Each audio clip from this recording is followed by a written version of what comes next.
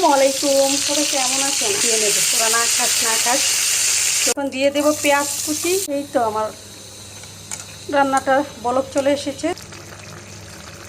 আসসালামাইকুম, সবাই কেমন আছেন? আশা করি ভালো আছেন। তো আমিও আল্লাহর রহমতে আপনাদের দোয়া ও ভালোবাসি অনেক ভালো আছি। তো বাজার থেকে প্রত্যেক দিনই মাছ আনি, মাথাগুলো রয়ে যায়। এই গত 2-3 দিন আগে তেলাপিয়া মাছ এনেছিলাম। তো তেলাপিয়ার মাথাগুলো কেউ খাবে না, তো খাবে না তো খাবে নাই, আমি খেয়ে নেবো, তোরা না খাস না খাস।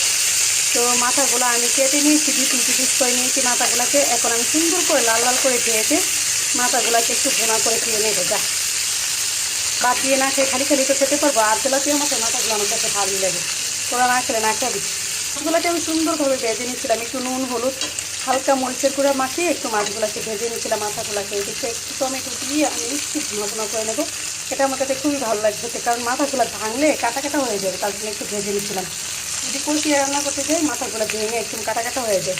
আমার মাছের মাথাগুলো ভাজা হয়ে গেছে, তো আমি মাছের মাথাগুলোকে উঠিয়ে নেব।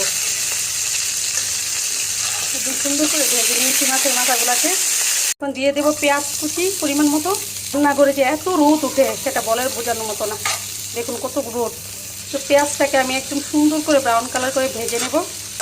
প্যানটাকে পাঠিয়ে নিয়েছিলাম, কারণ ওটা একটু বড়ো ছিল। তো এখন কয়েকটা টমেটো দিয়ে দিলাম, দিয়ে টমেটোগুলো তো একটু ভেজে নেবো। ভেজে একটু আমি আদা রসুন বাটা দিয়ে দেবো পরিমাণ মতো। বাকি মশলাগুলো দিয়ে দিব, এখন পানি দিয়ে আদা রসুন বাটাটা দেবো আর কি। দিলাম লবণ পরিমাণ মতো, মরিচ গুঁড়া, তারপর হলুদ গুঁড়া দিয়ে দিলাম, একটু ধনিয়া জিরা গুঁড়া দিয়ে দিলাম একসাথে করে। দিয়ে এখন মশলাটাকে ভালোভাবে কষিয়ে নেব। মাছের মাথাটা কষিয়ে ভুনা করলে মশলাটা ভালোভাবে কষিয়ে খুব মজা লাগে। মশলাটা থেকে যতক্ষণ পর্যন্ত তেলটা না ভেসে আসবে ততক্ষণ পর্যন্ত আমি মশলাটাকে কষাতে থাকবো।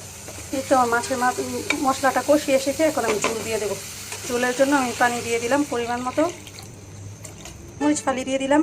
আমি এখন একে একে মাছের মাথাগুলো দিয়ে দেবো। রান্নাটা যত ভালো করে করবেন, মানে রান্নাটা মজা ততটাই হবে। আর রান্না করার সময় তো তাড়াহুড়া করবেন না, তাহলে রান্নাটা তেমন সুন্দর হয় না। আস্তে ধীরে সুন্দরভাবে রান্না করলে স্বাদ দ্বিগুণ হয়ে যায়। মাথাটা একটু ভেঙে গেলেও সমস্যা নেই, কারণ বেশি না ভাঙলেই হবে।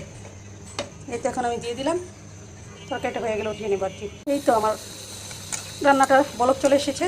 এখন মাছের মাথাগুলো আমি উল্টে পাল্টে দেবো, কারণ একটু উল্টে পাল্টে না দিলে মশলাটা ভালোভাবে ঢুকবে না চারপাশে। এটা খেতে যে গরম বাদ দিয়ে এই মাছের মাথার ঝোলটা কী যে মজা লাগে বলে বোঝানোর মতো না। এভাবে সিম্পল ওয়েতে একবার রান্না করে দেখবেন। সবচেয়ে বড় জিনিসটাই মিস করে গিয়েছি, আমি ধনিয়া পাতা আনতে ভুলে গেছি। নিচে গিয়েছি, মাছ এনেছি, সব কিছু এনেছি, ধনিয়া পাতাটা আনতে ভুলে গিয়েছি।